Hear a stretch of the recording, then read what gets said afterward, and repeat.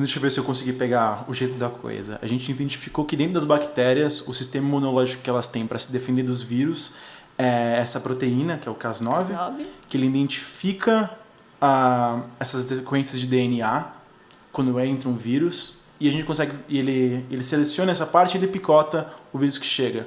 E a gente consegue usar essa mesma proteína para alterar o DNA de qualquer outra célula qualquer humana, coisa que tenha DNA. Que é basicamente tudo que vive. Isso, exatamente.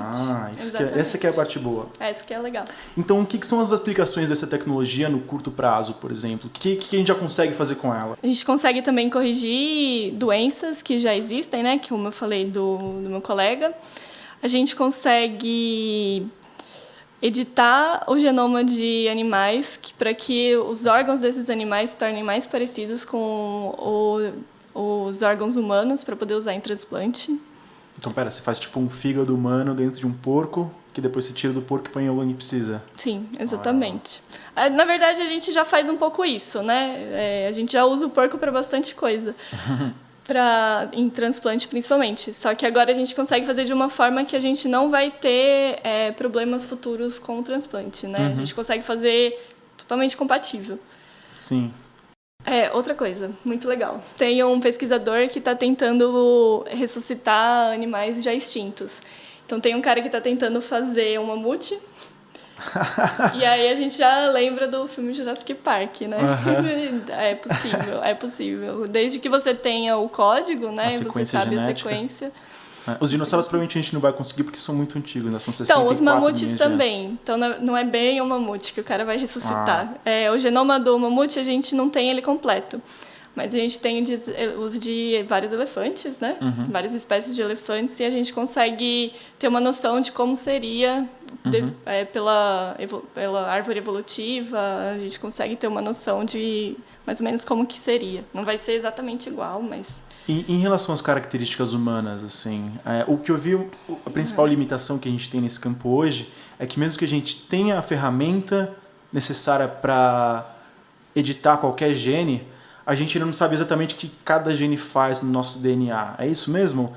Por exemplo, a gente tem a ferramenta para mudar qualquer gene, mas se a gente quiser, eu quero aumentar a altura de tal pessoa, a gente não vai saber exatamente que gene mudar. É uma pegada meio assim? A gente já sabe mais ou menos o que interfere. Então, a gente sabe que tem os hormônios, a gente sabe alguns genes que estão envolvidos com questão de altura, até questão de inteligência. É mesmo? Caramba. E você pode... A ferramenta CRISPR, ela pode fazer isso.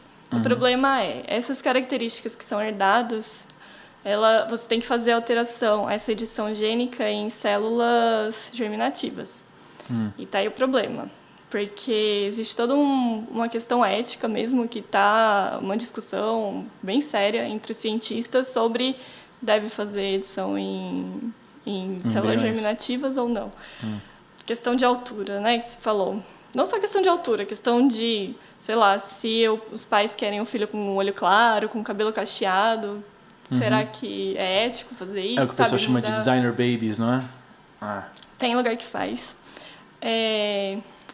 Eu não lembro exatamente o ano, mas houve um consenso meio que mundial para não fazer alterações em células de embrião. 4 países não assinaram. China, Estados Unidos, Reino Unido, a Grã-Bretanha, né? E o outro eu não vou lembrar. Esses 4 países não assinaram, então eles meio que, se fizer, eles não vão ser rechaçados. Aqui no Brasil, a lei de biossegurança, aqui no Brasil, ela não permite fazer alteração em embrião. Isso já está bem escrito. Mas nem se for para, por exemplo, a gente identifica que tem um gene relacionado à doença de Huntington ou alguma coisa relacionada a problemas cardíacos ou uma maior disposição para se ter câncer no futuro. Por enquanto, aqui no Brasil, não pode. Não se pode fazer isso. Não. Eu tive uma professora de genética que ela jogava essas perguntas assim pra gente avaliar a questão ética. Ela falava: será que você realmente precisa alterar uma sequência, né? Alterar um DNA só porque você pode fazer isso? Uma pessoa que tem Huntington, Era mais em questão de saber o diagnóstico, né? Na questão de Huntington. Mas será que para aquela pessoa vale a pena ela abrir aquele papel e saber se ela tem? O que vai mudar? Na questão de CRISPR para edição de doenças, eu também não sei.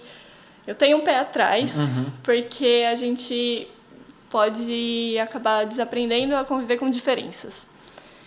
Então, por exemplo, uma pessoa que tem síndrome de Down, ela vive bem. Uma pessoa que tem nanismo, né, os anões, também vivem bem, sabe? A gente... Você assistiu o filme Gattaca? Eu já ouvi falar, eu sei do que ele se trata, mas eu nunca vi. É um bom filme que mostra bem essa questão, recomendo assistir. Eles mostram que existe uma sociedade no futuro que você pode você pode encomendar o seu bebê. Você pode definir todas as características, quanto por cento ele vai ser alto, você consegue definir tudo. E aí, isso vai ficar acessível para quem, né? Começa daí. É um bom filme. Olha como a Truman, da hora. E o Jude Law.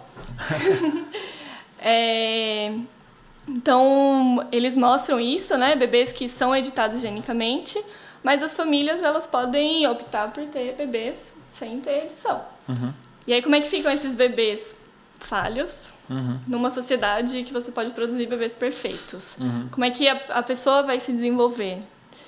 Então, tem tudo isso. A gente já aprendeu com o nazismo, né? Que essa coisa de eugenia não faz bem, é bem pesado.